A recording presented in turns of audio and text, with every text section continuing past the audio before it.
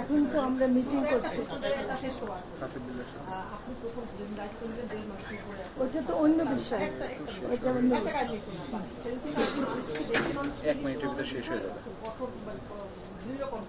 এখনো বলছি।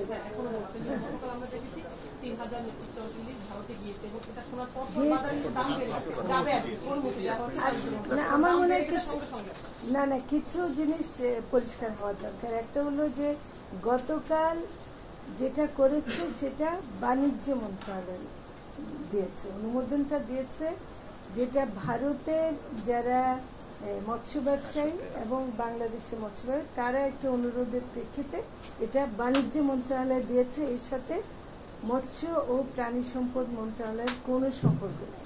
আমাদের এখনো সেই কমিটমেন্টটা আগের মতোই আছে যে আমরা বাংলাদেশের মানুষের জন্য ইলিশ যেন প্রাপ্যতা নিশ্চিত করতে পারি, এবং একটা দাম, যেটা আপনারা বলছেন যে দাম বেড়ে গেছে ইমিডিয়েটলি, আমার মনে হয় যে এটা মিডিয়ার একটা বলার কারণে আরো বেড়ে যাচ্ছে। আপনারা সবাই এখনো মাছটা যায়নি, এখন মাত্র অনুমোদন হয়েছে, এটা এখনো কাগজে আছে, এটা এখনো যায়নি।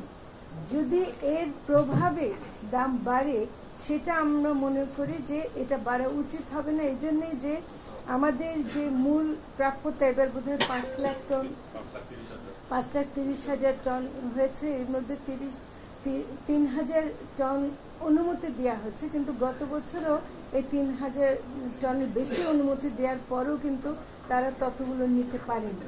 তো ফলে আসলে কত যাবে সেটা আমরা এখনো জানি না। ডিজাইন, এলিগেন্স, বিউটি, সেরা পণ্য সবার জন্য জেভিকো।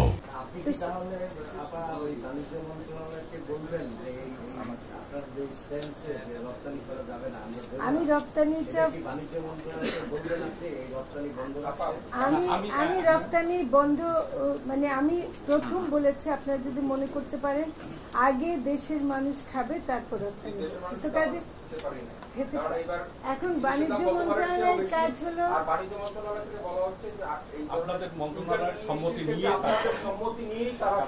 না, এটা এরকম কোনো ব্যাপার না। আপনার আমার মনে হয় যে বিষয়টা আমরা আর বেশি আলোচনা না করি আমাদের, আমি মনে করি যে আমি এটা এত ভাবে ওপেনলি বলতে চাই না, এবং এটা আমি আলোচনাটা এখানেই শেষ করতে চাই। এটা আমি এটা বলেই শেষ করব, বাণিজ্য মন্ত্রণালয় স্বাধীনভাবে এটা তারা দিয়েছেন এবং তারা একটা অনুরোধের প্রেক্ষিতে দিয়েছেন। দুর্গাপূজা, ভারতের দুর্গাপূজা উপলক্ষে বিশেষ অনুরোধ ছিল, সেই অনুযায়ী তারা করেছেন, সেটা তাদেরকে আমি তো জোর করতে পারিনি। আমি আর কিছু কথা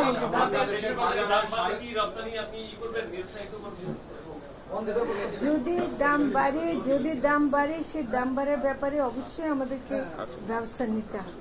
বাংলাদেশের বাজারে 350 গ্রাম ওজনের ইলিশ আর গতকালকে আমি কলকাতায় খবর দিয়েছি, সেখানে 2800 টাকা রুপিতে, 2860 টাকা রুপিতে কেজি বিক্রি হচ্ছে ইলিশ। এই পর্যায়ে বাংলাদেশের মানুষ ভর পোষণে ইলিশ খেতে পারছে না। আপনি বলছিলেন আমজনতার পাতে ইলিশ দিতে চাই, আমরা শ্রদ্ধা জানিয়ে বলছি যে বাংলাদেশের ইলিশ আপনারা রপ্তানি করবেন কি?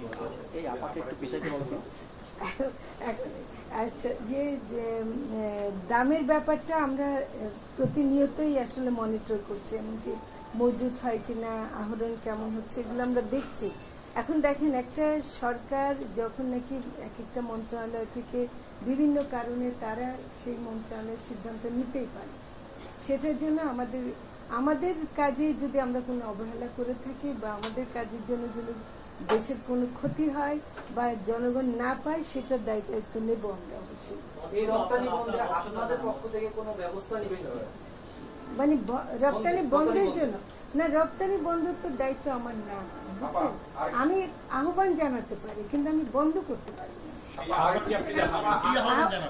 আহ্বানটা আমি আগে জানিয়ে ফেলেছি, কিন্তু এখন ওরা বলছে দুর্গাপূজাকে কেন্দ্র করে তারা বিশেষ যে অনুরোধ পেয়েছে, সেই অনুযায়ী যদি তারা করে থাকে, সেটা তো আমি জোর করে কিছু করতে পারবো না।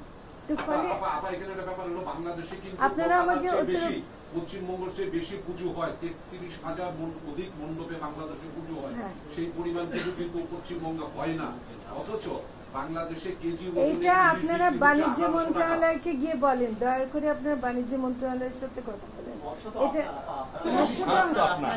কিন্তু শোনেন, মাছ আমার, কিন্তু মাছ আমাদের অন্যান্য পণ্য যেগুলি রপ্তানি হয় সেগুলো কি সব বাণিজ্য মন্ত্রণালয় উৎপাদন করে? ওগুলো তো বিভিন্ন মন্ত্রণালয়ের অধীনে থাকে, কিন্তু রপ্তানি আমদানির সিদ্ধান্ত বাণিজ্য মন্ত্রণালয় নেওয়ার অধিকার তো তাদের আছে, এবং তারা সেই সেই সেই বিশেষ প্রেক্ষিতেও আর একটা কথা পরিষ্কার করি, পূজার সাথে আমি আমাদের যারা হিন্দু ভাই বোনরা আছেন তাদের সাথেও কথা বলতে দেখেছি, ধর্মীয়ভাবে ইলিশের সাথে পূজার কোনো সম্পর্ক আছে কিনা সেটা আমি শুনেছি নাই।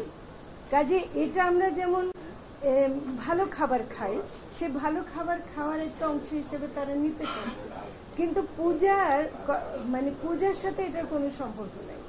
তো এটা পরিষ্কার করা দরকার। অনেক সময় মনে হবে যে আমরা খুব নিষ্ঠুরভাবে একটা ধর্মীয় অনুষ্ঠানকে ক্ষতিগ্রস্ত করছি, তা কিন্তু না। আপনারা দয়া করে বাণিজ্য মন্ত্রণালয়ের সাথে কথা বলে, তারা নিশ্চয়ই বিশেষ একটি অনুরোধের প্রেক্ষিতে করেছে, সেই অনুরোধটাকে আমরা খণ্ডন করব, সেটা আমরা করতে চাই।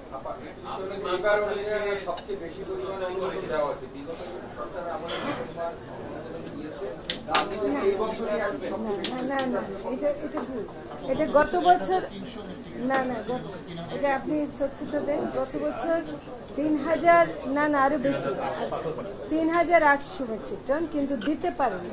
ওটা হলো যে দিতে পারেনি, দিয়েছে মাত্র 1000, বুঝছেন? এবার বরং তার সাথে কম অনুমতি। ঠিক আছে, বুঝছি, এই কারণে ঢুকছে সবাই।